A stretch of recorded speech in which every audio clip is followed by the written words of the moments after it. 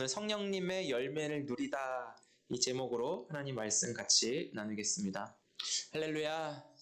오늘도 주님 안에서 평안하시고 성령 충만하시기를 주님의 이름으로 축복합니다. 지난 화요일에 대부도에 가서 아버지 일을 잠시 도와드리고 왔습니다.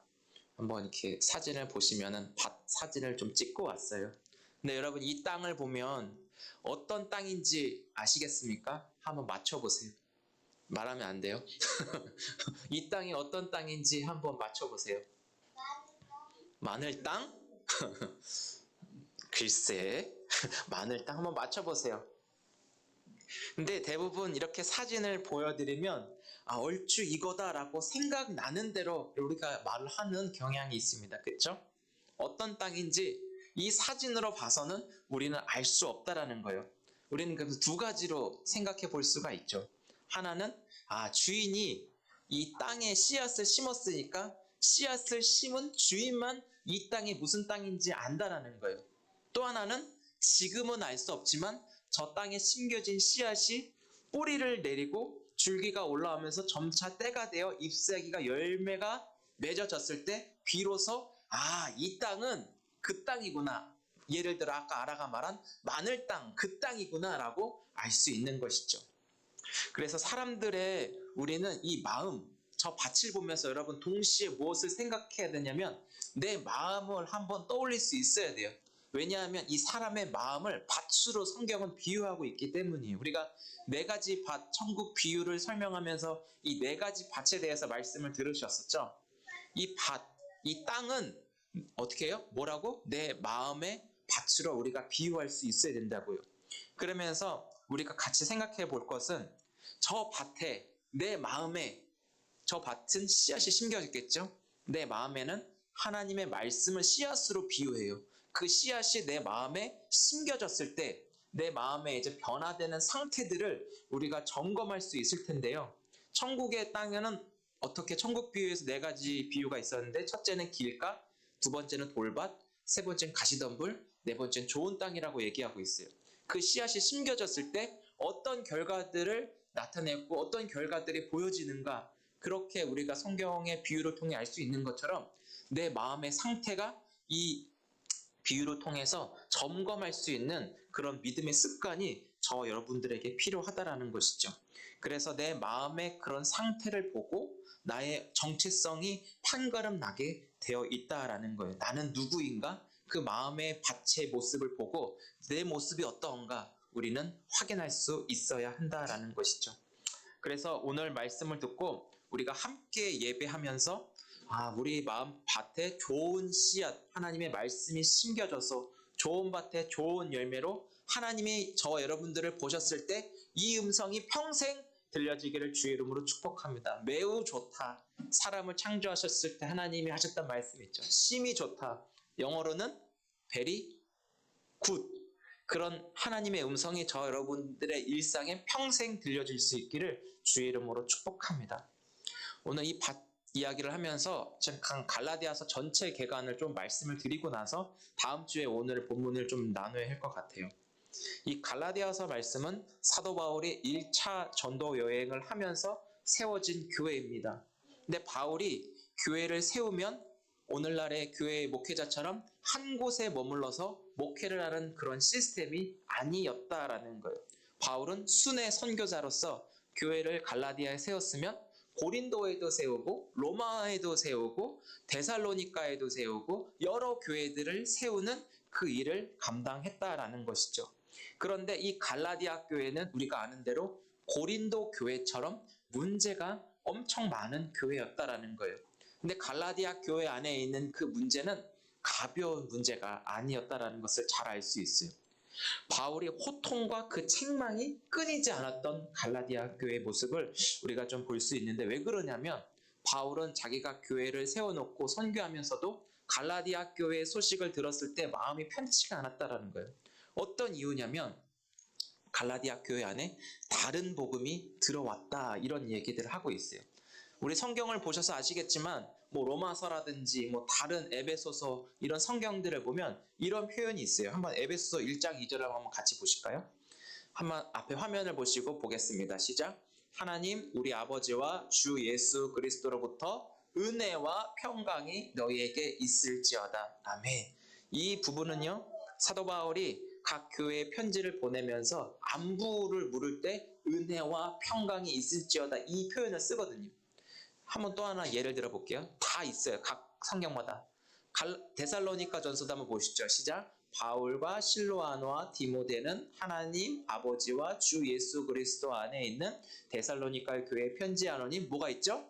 은혜와 평강이 너희에게 있을지어다. 이런 안부를 묻고 바울이 그 교회마다 전하는 복음의 메시지를 기록하고 있어요. 근데 갈라디아서는 읽어보세요. 갈라디아서는 이 표현이 나와 있지 않다라는 거예요. 굉장히 갈라디아서의 사도 바울은 급해요. 할 말이 많고 빨리 갈라디아의 문제를 해결하기 위해서 본론으로 들어간다라는 것을 알 수 있습니다. 갈라디아 교회 안에 아까 무엇이 침입했다 그랬죠? 예성아? 갈라디아 교회에 어떤 게 침입했냐면 한번 따라해 볼까요? 다른 복음이 갈라디아 교회 안에 들어왔다라는 거예요. 그런데 여러분들이 아는 복음은 어떤 복음이죠? 오직 예수 그리스도의 복음만이 진짜 복음이라는 거예요. 근데 다른 복음이 들어왔다라는 것은 교회 안에 누군가가 침입해서 사도 바울이 전했던 오직 예수 그리스도의 그 복음을 변질시켰다라는 것을 의미하고 있다라는 거예요. 여러분, 변질이 얼마나 위험한지 아시죠? 변질을 인터넷 사전에서 찾아보니까 성질이 달라지게 되다. 사물이나 물질의 성질이 변하게 되다. 이렇게 변질의 그 뜻을 인터넷 사전이 말해주고 있습니다. 변질은 지금은 몰라요. 근데 끝에 가서 그 모습조차 사라지게 만드는 무서운 적이 바로 변질이라는 것이죠. 그래서 목회자들이 제일 위험하고 제일 무서운 게 변질되었다라는 거예요. 그래서 여러분들이 계속 그리고 주님 앞에 가는 그날까지 저를 위해서 기도해 주셔야 할 것이 하나님 저 고목사 변질되지 않도록 주님의 말씀으로 주의 성령으로 저 사람을 꼭 붙잡아 주세요. 이 기도는 꼭 해주시기를 부탁드립니다. 부자 되게 해주세요. 잘 먹고 잘 되고 부흥되게 해주세요. 이게 아니라 이 목사 변질되지 않도록 하나님의 그 아름다움으로만 채워지고 오직 예수의 모습이 더 분명하고 뚜렷하게 증거하고 드러나는 그런 목회자가 되게 해주세요. 이 기도는 꼭 해주시기를 부탁드립니다. 그래서 우리 모두가 살고 목사 한 사람이 하나님 앞에 온전하게 되어야 복음 전함에 있어서 감당하게 힘있게 감당할 수 있기 때문입니다. 그래서 교회는 그리스도로 인하여 하나님 말씀 위에 세워진 교회가 튼튼하고 안전하다는 거예요. 사람이 숫자에 많고 적음에 상관하는 게 아니라 한 사람이라도 예수 그리스도로 인하여 제대로 된 사람이 세워지는 게 교회는 더 중요하다고요. 세상 사람들은 왜 사람이 없어? 교회가 이게 맞는 거야? 교회가 문제가 있으니까 사람이 안 오지? 이렇게 생각하는 사람들이 굉장히 많아요. 그런데 제가 개척하는 이유 중에 하나는 수많은 사람들이 몰려있다면 그 교회로 가라고 하지 진짜 예수님을 닮고 같이 좁은 길을 걸어가려고 하는 그 한 사람이 우리 교회는 그분이 필요하다는 거예요. 그래서 정말 중요하다는 거죠. 근데 사도 바울이 복음을 전하고 다른 복음을 누군가가 전해서 이 지금 갈라디아 교회 안에 엄청난 문제가 생겨났다라는 거예요. 하나님 말씀에 세워진 교회가 유대 지도자들이 다른 복음을 전함으로 점점 균열이 가고 금이 가서 교회가 위태위태해서 무너지게 생겼다라는 거예요.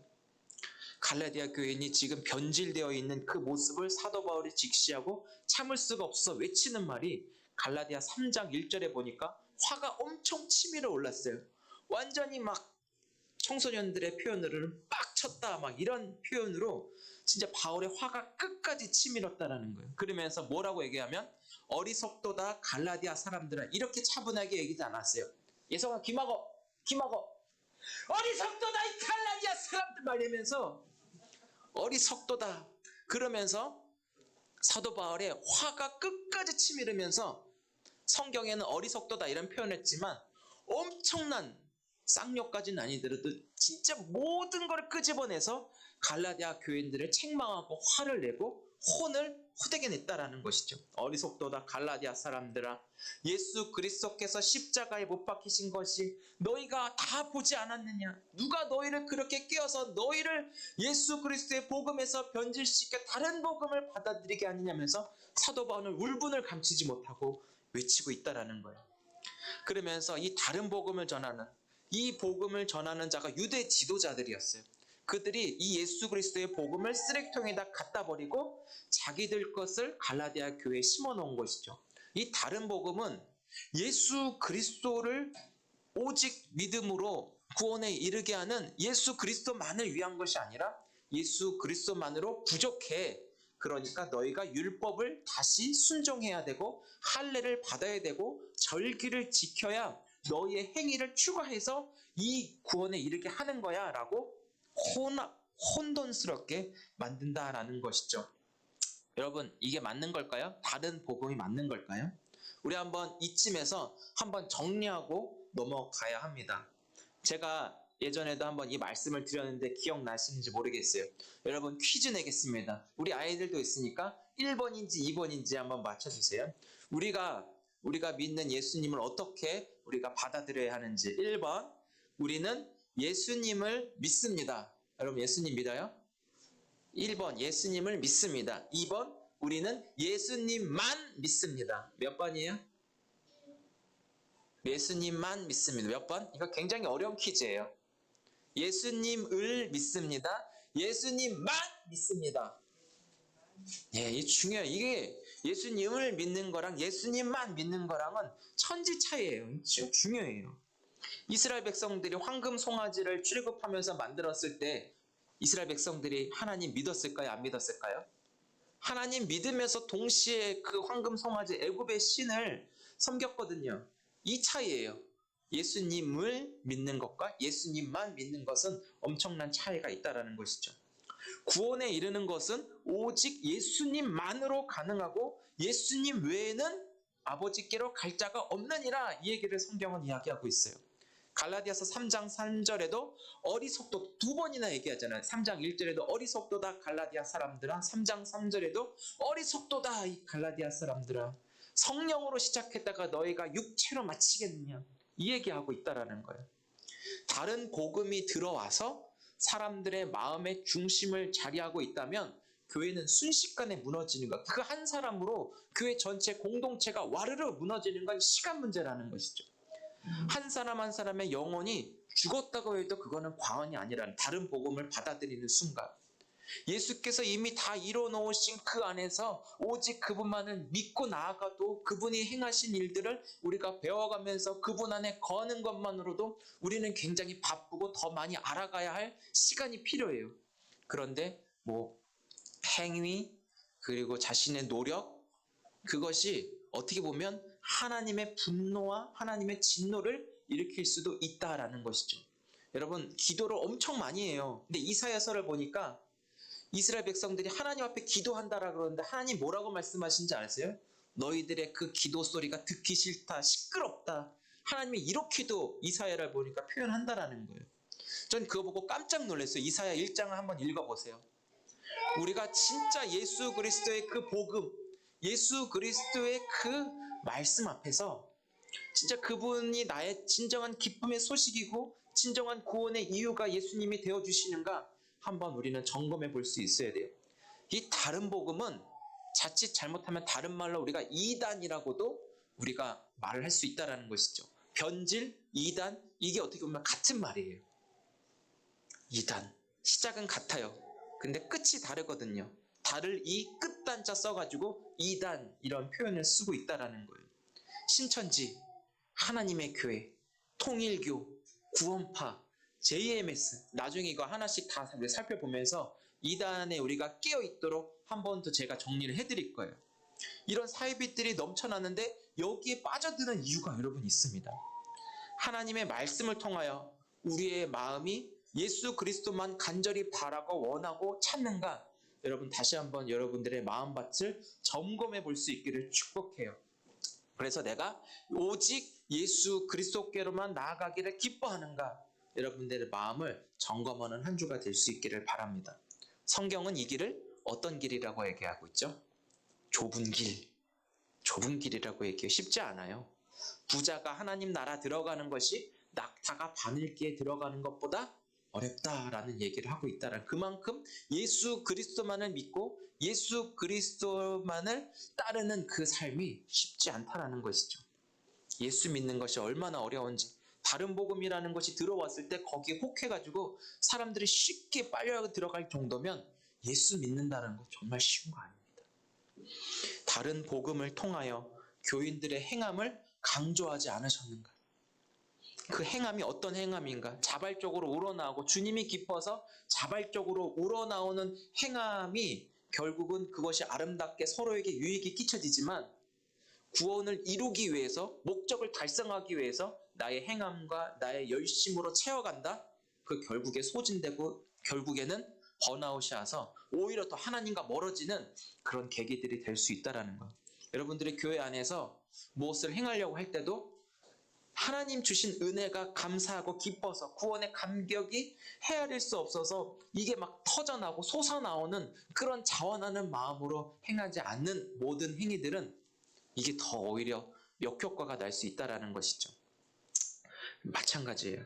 이 갈라디아 교회 안에서도 다른 복음을 통하여서 음식법 지키라고, 제사법 지키라고, 할례 받으라고, 이것을 더하여 구원이 완성된다. 유대 지도자들은 이것으로 갈라디아 교회를 미혹했지만 예수님은 이미 다 이뤄놓으신 성령으로 인하여 율법이 다 완성되어 그것 지키지 않아도 돼. 오직 하나님의 말씀을 통해 예수 그리스도만 믿으면 그것이 다 성립이 된 거야 라고 이야기를 하고 있는 것이죠.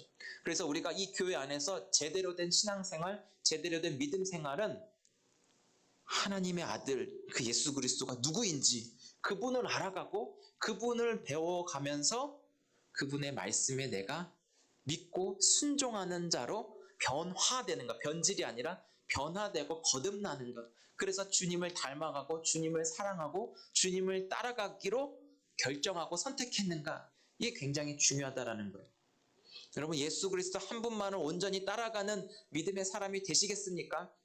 교회에서 그렇게 요구하지 않아요. 여러분 한 분 한 분이 오직 예수님을 더 알아가고 여러분 마음속에 주님이 다 이뤄놓으신 그 모든 일들 속에서 우리에게 요구하는 거 한 가지만 잘 하시면 될 것 같아요. 좀 따라해 보실까요? 서로 사랑하라. 주님이 우리에게 요구하는 거 그 한 가지예요. 자발적으로 섬기며 사랑하는 것. 주님이 우리에게 베푸셨고 제자들에게 행하셨던 그 삶을 우리도 그대로 닮아가는 것. 제자들의 발을 씻기셨듯이 더 낮아지는 자의 삶의 모습으로 섬기고 계산하지 않고 그냥 이 사람 있는 모습 존재 자체로 사랑해 줄 수 있는 그런 하나님의 사랑을 지닌 자로 우리는 그렇게 살아가는 것이 오직 그리스도 예수 안에 복음을 믿고 복음을 따르는 하나님의 사람이라는 것이죠. 여러분, 그래서 중요하다라는 거예요. 예수님을 믿는 게 아니라 예수님만 믿는 저 여러분이 다 되신 줄 믿습니다. 그래서 율법 행위를 내가 추가해서 하나님의 뜻을 이루려고 하고 세상 사람들처럼 목적을 달성하는 것이 아니라 이미 나의 목적은 예수 안에서 이루어졌으니 나는 그 예수 안에 거하는 것이 첫 번째 나의 행동이고, 두 번째는 믿음으로 그 예수님이 이루어 놓으신 하나님의 사랑을 내가 받아 누리는 자로 먼저 서 있어야 된다라는 것이죠. 그래서 변질되지 않고 진짜 그냥 감사와 기쁨과 행복으로 충만한, 그래서 항상 예수로 만족하고 이런 찬양이 있거든요. 예수로 예수로 막 이러면서 나는 충만하고 예수로 만족하는 그런 하나님의 사람들 다 되시기 바랍니다. 그래서 그리스도만으로 구원이 이루어졌고 그리스도만으로 하나님 나라가 지금도 저와 여러분들을 통하여 드러나고 있다라는 거예요. 모든 사람들은 무엇으로 시작하냐면 삶이 예수 그리스도로 시작해서 예수 그리스도로 마치는 삶을 살아가고 있다는 것이죠. 저를 한번 좀 따라해 주실까요? 제가 예전에도 한번 우리 교회에서 했었는데 한번 제가 이렇게 외치면 여러분들은 그분의 이름을 선포하는, 우리 삶에 시작하면 여러분들은 예수 그리스도 이렇게 외쳐주시는 거예요. 아셨죠? 한번 제가 한번 선창을 해보겠습니다.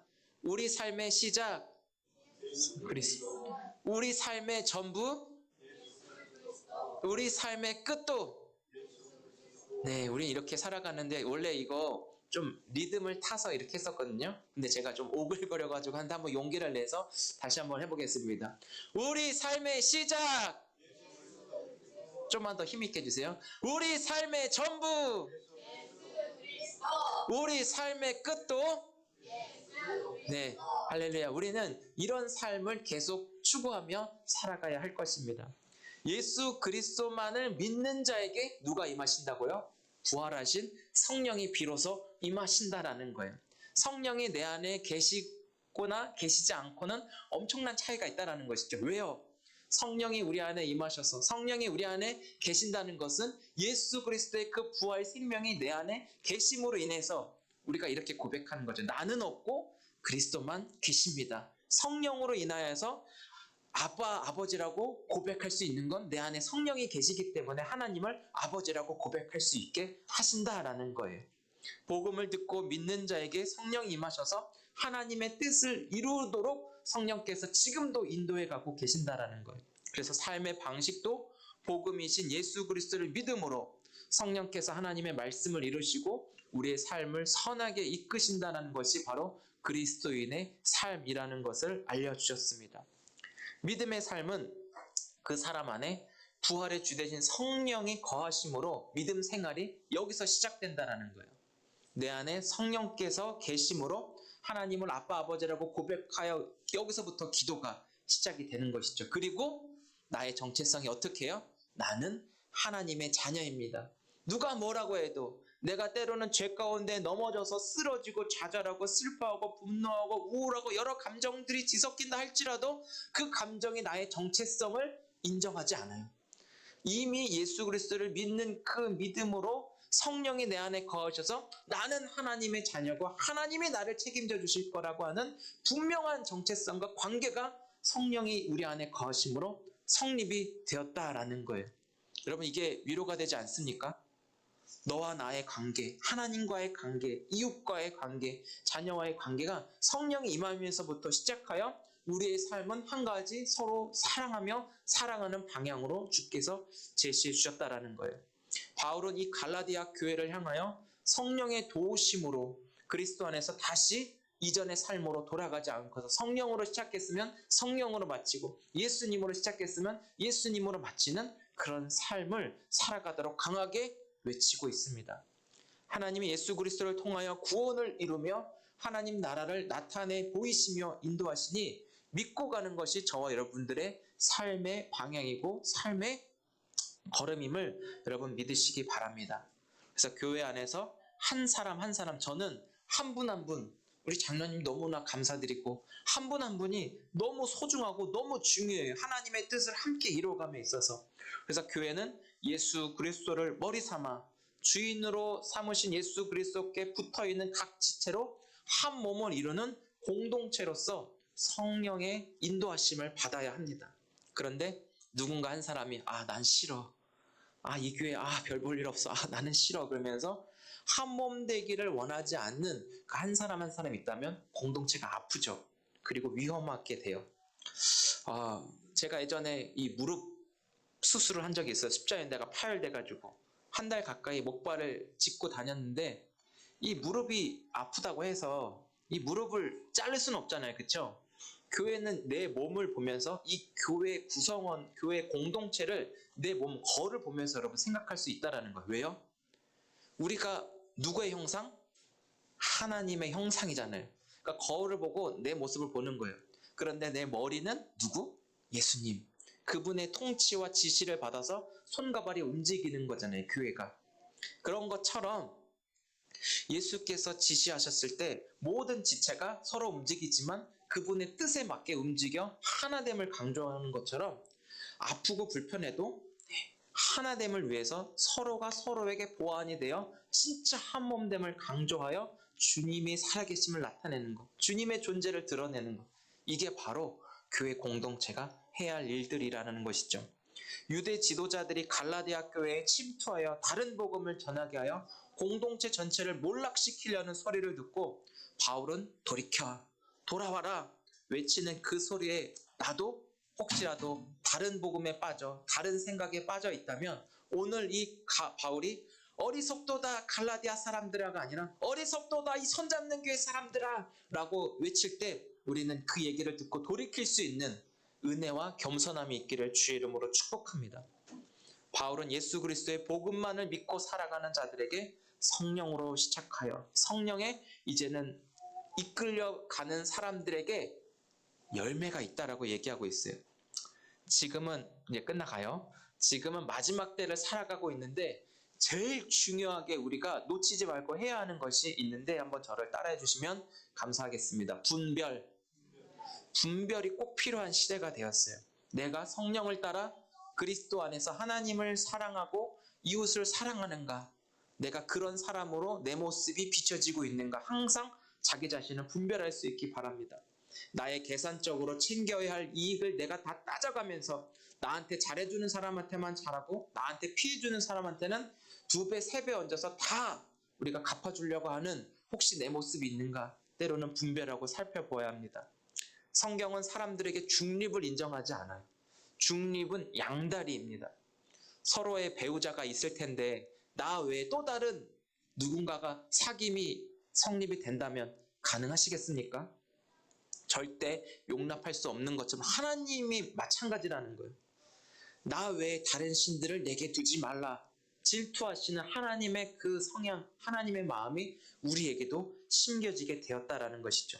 다른 복음을 전하는 자는 저주를 받을 것이다 라고 얘기하면서 천사도 예외가 아니다 이 얘기를 하고 있어요. 예수님만이 복음이고 여러분 예수님만이 기쁜 소식입니다.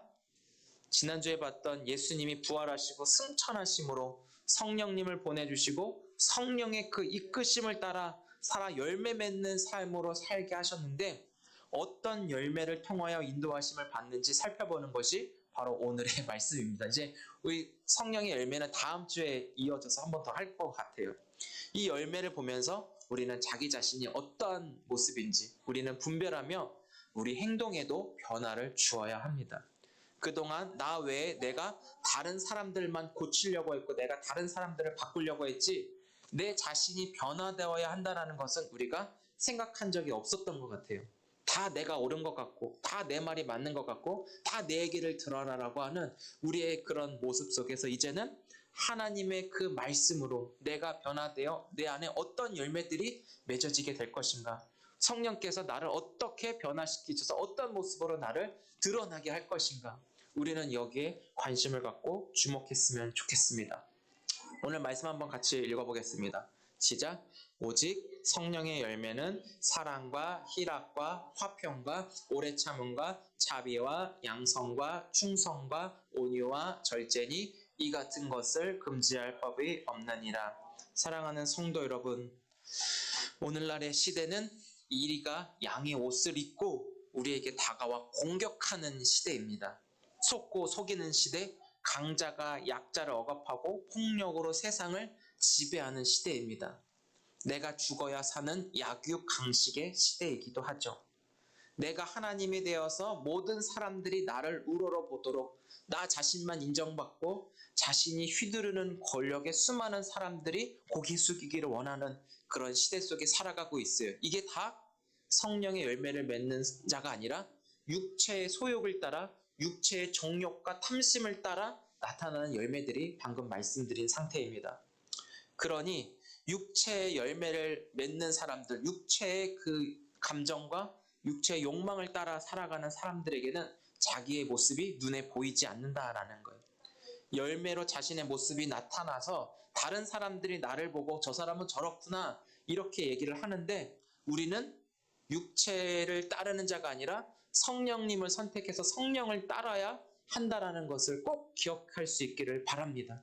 그래서 나의 착한 행실을 보고 저 사람이 믿는 예수님, 저 사람 안에 계시는 성령님을 나도 받고 싶고 나도 그 예수님을 믿고 싶은 그런 마음의 동기부여를 일으키는 게 바로 그리스도인의 삶이라는 것이죠. 그게 성령의 일하심이라고 보면 될 것입니다. 그래서 성령님의 열매는 그냥 맺어지는 것이 아니라 내가 무엇을 따르겠다고 선택함에 있어서 거기에 열매가 맺어질 것이고요. 내가 무엇을 선택하느냐, 성령님을 선택할 것인가, 육체를 선택할 것인가에 따라 내가 그분의 종이 된다라는 것을 기억해 주시기 바랍니다. 성령의 열매가 맺어지도록 성령님을 누리기 위해서 다른 복음의 영향을 받아 움직이지 마시고, 나는 성령의 그 열매를 맺게 하시는 성령이 내 안에 계심으로 인하여 그분이 나를 열매 맺게 하고 나를 더 하나님의 사랑으로 드러나게 하여서 한 주간 또 내 안에 계신 예수님을 많은 사람들이 따라오게 하는 축복 그 자체가 될 수 있기를 주의 이름으로 축복합니다. 지금도 진짜 복음이신 예수님이 없어서 길을 잃고 방황하는 사람들이 너무 많고, 공허함 속에 내가 무엇이라도 해서 좀 살아가고 숨 쉬려고 하는 사람들이 있지만, 예수님이 아니면 그 모든 것이 다 헛된 것이라는 것을 우리가 알려줘서 바른 길로 인도하여 사람을 살리는 하나님 나라, 이 시대 주님이 준비시켜 놓은 교회로 우리가 크게 쓰임받는 한 주간의 삶이 되어지기를 주의 이름으로 축복합니다.